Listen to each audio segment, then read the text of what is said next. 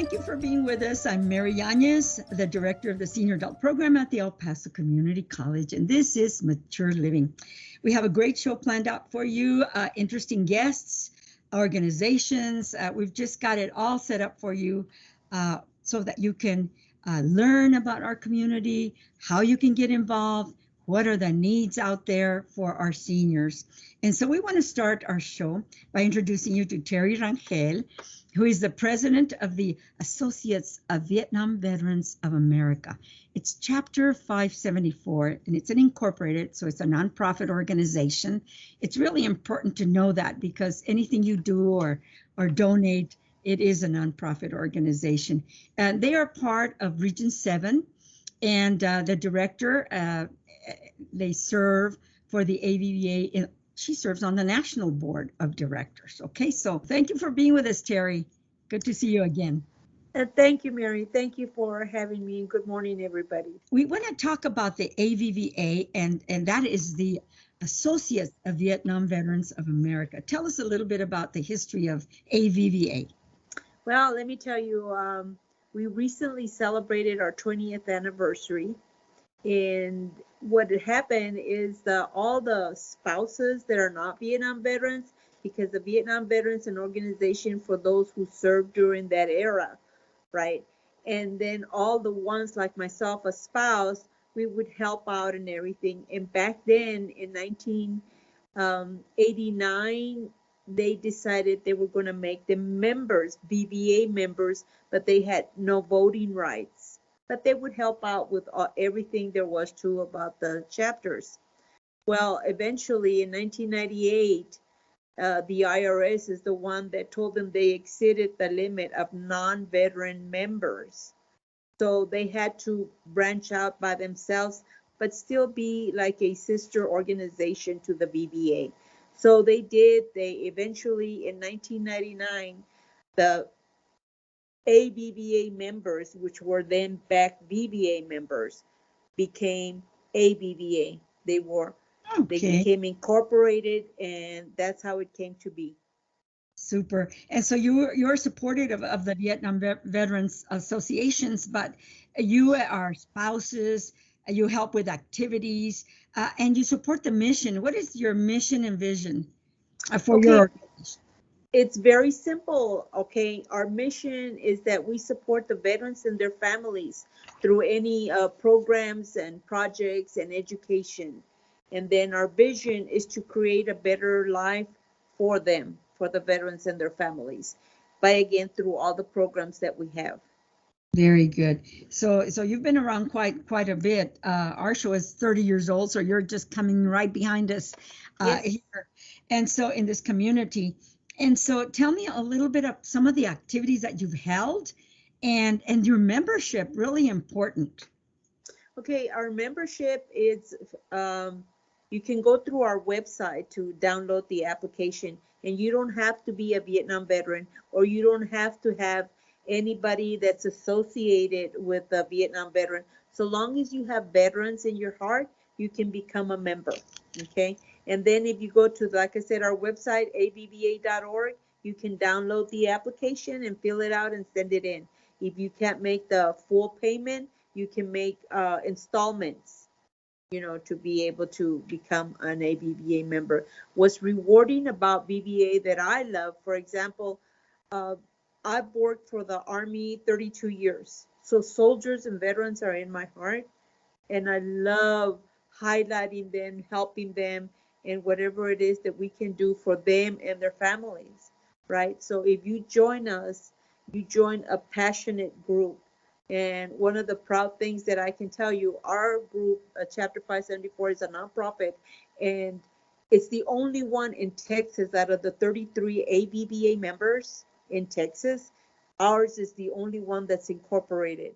But So out of the whole AVVA chapters, you're the only one that's incorporated. In Texas. Wow.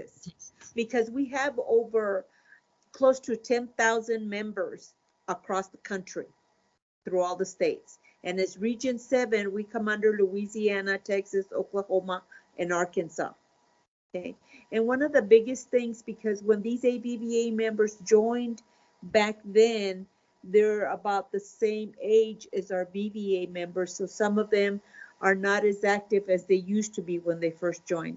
So right now I'm asking, for anybody to come and join us, be part of us. Eventually BVA will close down because there will be no more BVA members, Vietnam veterans, but we will be there to tell their story, and we can help other veteran organizations, because that's one of the things of our mission is like to help veterans and their families. So there's always lots of veterans out there to help. Yes. What are some of the activities? I know you have monthly meetings.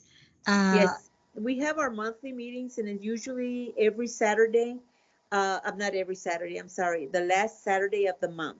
And Okay. we try to pick local restaurants to where we have our meetings. And then we do fundraisers to help with operations to support. For example, let's say the Veterans Parade downtown Oh, happening yeah. on November 6th, Saturday, in the corner of Florence and Myrtle, and it starts at 10:30. So we have all the veteran organizations. So our Vietnam veterans, they carry their banner. Our AVVA walk behind them with our banner. And then we also set up goodies and everything, for the people participating in the parade.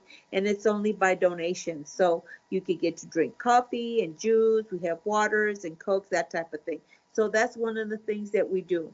Okay, and then also we have a fundraiser, our annual fundraiser, where we're raffling off a big screen TV, 15-inch, a laptop, 14-inch, and a ring, the doorbell chime that you can put in your house. So it's important to have that, because that way you can see who's at the door, and that's raffled off at our meeting in November the 13th.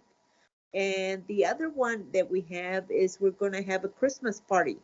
We provide the food, like a Christmas meal, turkey and ham and all the trimmings. And then we have it at the American Legion, post number 36 on Shelf Street. And we'll have dinner, let's say, from 7 to 8, and 9 to 12 is disco dancing and enjoy the evening. Oh, and so we'll have prices for them as well. So can anybody join your organization? They don't have to be a wife of a veteran. They just need to support veterans. Exactly. And, yes. And so, but not only veterans, we help the Transitional Living Center. yes. We provide baskets for them. We also help when there's hurricanes. We'll all touch, because we have family members out everywhere. So they'll say, oh, my daughter lost all her things. And so we all, contribute and pitch in and donate. Very good. Very good. So I recently joined your organization because it interested me in the work that you're doing. My son is a veteran from the Marines, and he's in his early 50s. And then I have a grandson that's in the Navy. So, military is close. So I joined your organization on their behalf. So it's okay to help in one way or another. And this is one way that I'm helping, is to help to promote and market and publicize what you're doing, the great work that you're doing. Have people call you and buy tickets for the raffle, which I want to buy, and maybe go to the Christmas dinner. For the Christmas dinner, yes, that'll be fantastic. That'll be on Saturday, December the 4th. And the prices is usually per person is $10 or $15 per couple. So you get the meal, and then you get dancing, and then have a nice evening to be able to enjoy a holiday spirit there with us. And I thank you for helping us put the word out, because like I said, you don't have to have a veteran so long as you have a compassion. The key word is community service.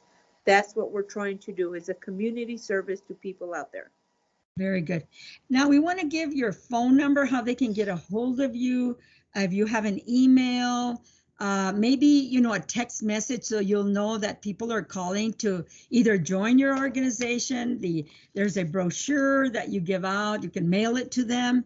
They can apply, or they can do it online, right? They can do it online. So we want the organization to grow and to flourish, and to continue doing community service. And yes, thank you. we welcome everybody. They can reach me at 915-433-2023. 915-433-2023. My email, it's tricky. It's Terri, Terr with an I, Terri.Sirois, Sirois@gmail.com. And if you want tickets for either our raffle, if you want tickets for the Christmas dinner, I'll mail them to you. Not a problem. Shoot me an email, call me, or text me. Very good. You also have an avva.org. Is that your website?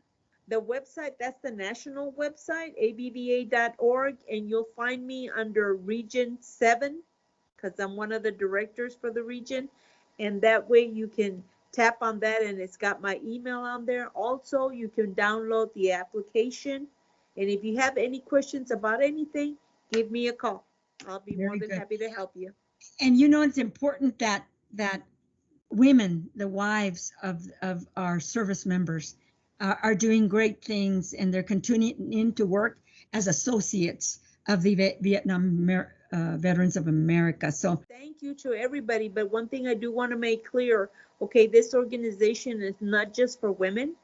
We have men in the organization. As a matter of fact, before I came Region 7 director, there was another one who was running the local AVVA chapter, Daryl Mond, really great. And then Susie Moreno.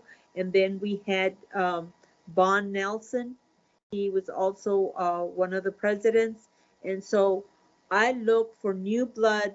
Come and join us. It's wonderful. It's camaraderie with the veterans, and it's just very rewarding. Very good. And just as a brief kind of overview, how many veterans organizations are there in our community? In our community, more or less. I know we have 2 Vietnam veterans. We are the 574, and there's the 844. And then there's VFWs, and then there's American Legion, and there's the Purple Hearts, and then there's the women's veterans organizations. So there's many of them. Okay. And they all come under the umbrella of the United Veterans? Do they all? Of the United American Veterans Organization, the UAVO. Will you bring their president to Mature Living to talk to us, maybe? Most definitely. When we're done here, I'm going to call her up. I'm really hyped up that we're getting information up there, and let her know you need to get on there to tell them everything about UAVO and the upcoming parade. And what is her name? Her name is Miss Connie Peña, and she's really wonderful. She serves in she was a Marine herself during Vietnam. Wow. Connie Peña, we want to have her on Mature Living. We'll have her soon before the parade. Yes. Because I know all the organizations get to go to the parade, the Veterans Parade in November. November is Veterans Day, right? Yes. In November. November the 11th is the actual Veterans Day, but November the 6th is the parade for Veterans Day downtown. Well, you're the first one to help us to start to promote that event. All right. Thank you so much. Thank you so much for being with us.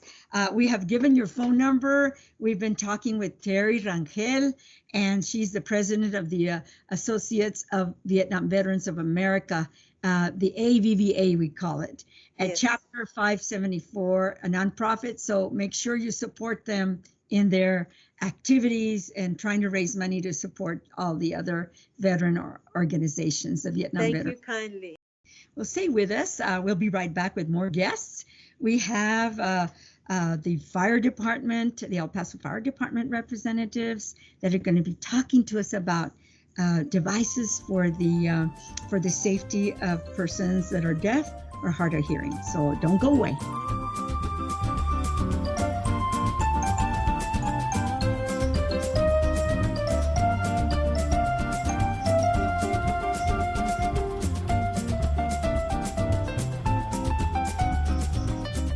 Welcome to Mature Living. I'm Mary Yanez, the director of the Senior Adult Program at the El Paso Community College. And we have an important message for you today. For those persons that are hard of hearing or are deaf, there's something very special for you as far as safety is concerned. And so we've invited Battalion Chief Ruben Candelaria, and he has brought with him Fire Paramedic Wyatt Schmidt, and they are going to tell us all about smoke alarms, fire detectors that are going to help those persons with disabilities, in particular with their hearing. So, Chief Candelaria, I just want to start by giving you the floor and to talk about free smoke alarms for the community.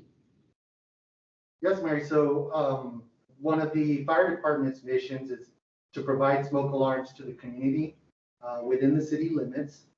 Our goal is to install 1,500 smoke alarms for the fiscal year, but we're always aiming to go above and beyond that.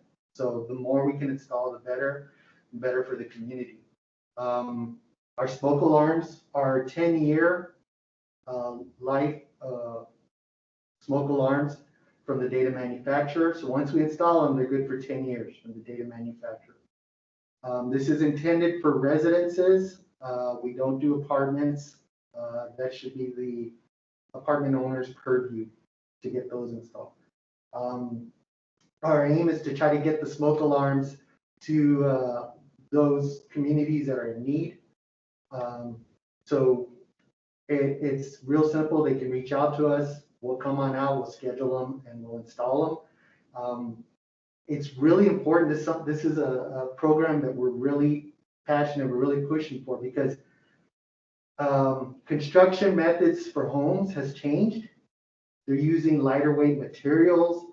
So unfortunately, a house fire 20 years ago, you would have 15, 20 minutes to get out of there before the house got fully involved and collapsed. Now you're lucky if you get 7 to 10 minutes. So smoke alarms, it's an imperative to have them in there to give everyone a chance to get out alive. Absolutely, and also to give the fire department a chance to get there and to get everybody out in case they're asleep or they didn't hear. In particular, if persons with disabilities either can't see or can't smell or can't hear that there's fire, or so it's so important to help those people. And many of our elders have disabilities. Unfortunately, as we get old, we acquire some disabilities. So we wanted to make sure that through our program, Mature Living, that we were able to get this message across to our viewers. And so you do have some grant-funded programs? Yes, ma'am. So another program that we have that's related to our smoke alarm initiative is we have a grant-funded smoke alarm initiative for the deaf and hard of hearing. And I'm so glad you brought up about smell, because with COVID, one of the things people have lost is the ability to smell, and some are still struggling to get it back. So that's an excellent point. They might not smell the smoke or the fire. So we do have a grant-funded program. What it entails is, again, the smoke alarm that I told you about. It's a 10-year smoke alarm.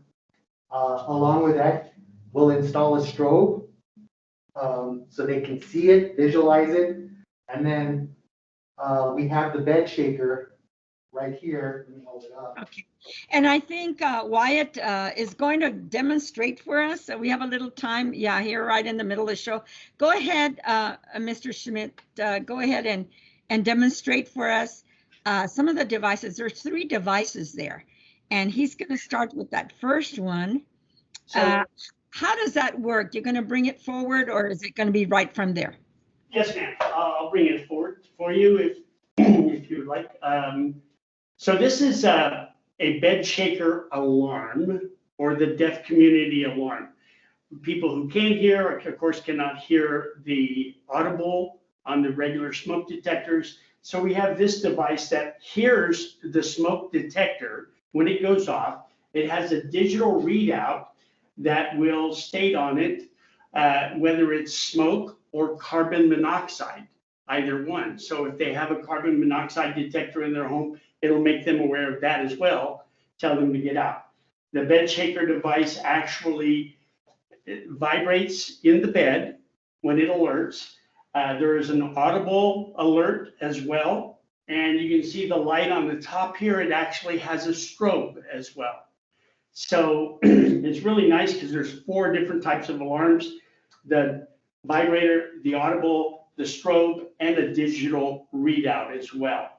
And we install that in the individual's bedroom next to the bed. It's a device that has to remain plugged in all the time. But as well, we have a Gentex strobe alarm. This is a detector and a strobe alarm as well. And it is installed in the areas of the house where they spend most of their awake hours. Yes. The device is extremely bright, and it actually reflects off the walls in most cases down the halls to the bedrooms as well. As well as those devices, of course, we have to install regular smoke detectors so that the bed shaker alarm can be alerted. And we'll install up to 3 of those in each of the homes as well. So altogether, the 5 devices, very, very good deal. It's all for Yes. the fire department.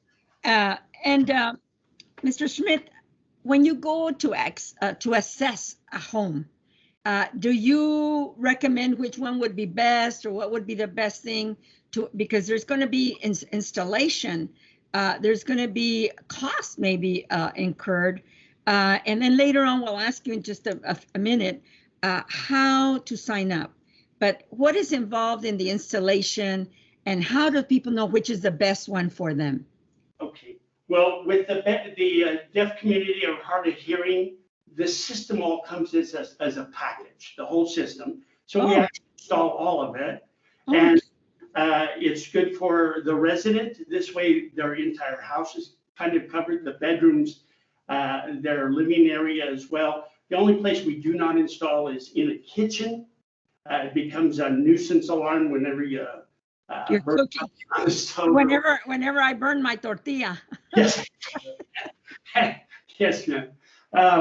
And then the other things that we look for is most definitely we don't want to install it within 4 feet of a ceiling fan or in direct line of a exchange vent. Very good. We don't want to keep the smoke away from the detector devices. Yes. Okay, so I guess my next question is, how do we sign up? How does a family or somebody may be watching, a family member that does have a person that is deaf or hard of hearing, how do they sign up? Where do they call?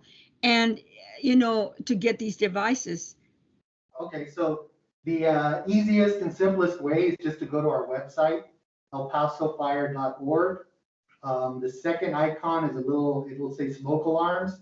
You click on that, and it's just a simple form that you can fill out. And then one of the boxes you check is whether you're deaf or hard of hearing, so we know whether we need to offer this package.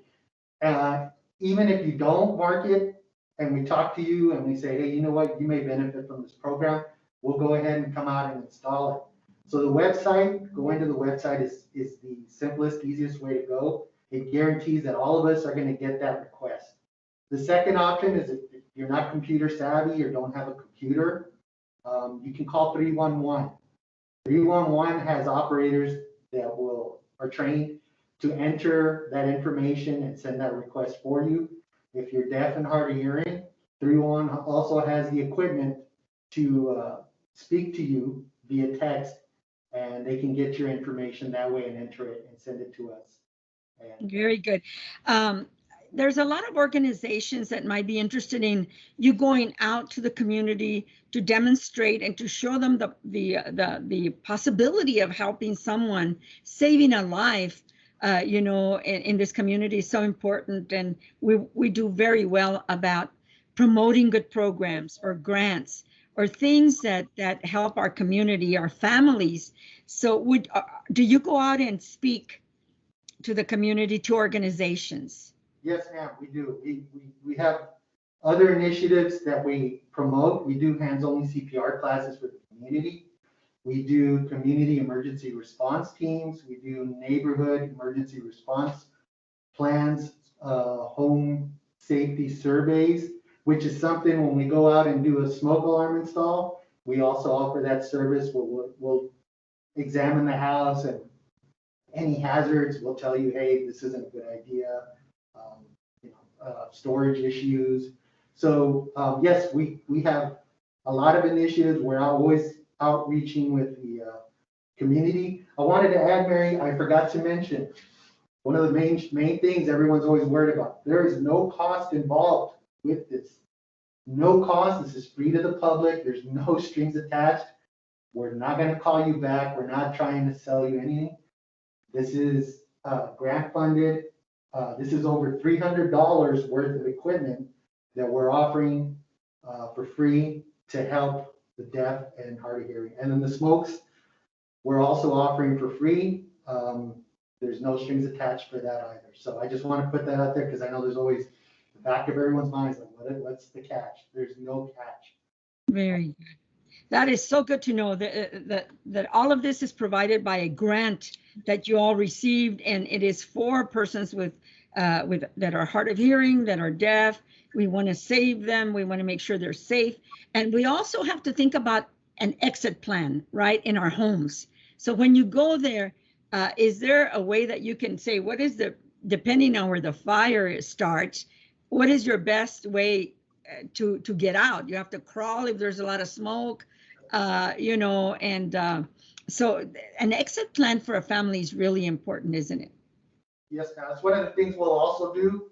We'll do, it's called EDIT, exit drills in the home. We have the family plan it. We do have them do their evacuation plan because they know their homes better than we do. We're not living there. So we'll help them set it up, but they're the ones that are going to create that evacuation plan.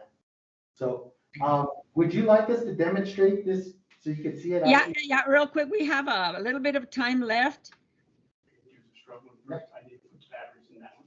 This is the strobe, Mary. It is a little loud and kind of bright, but you'll see this go off here in just a second. We're putting it on test.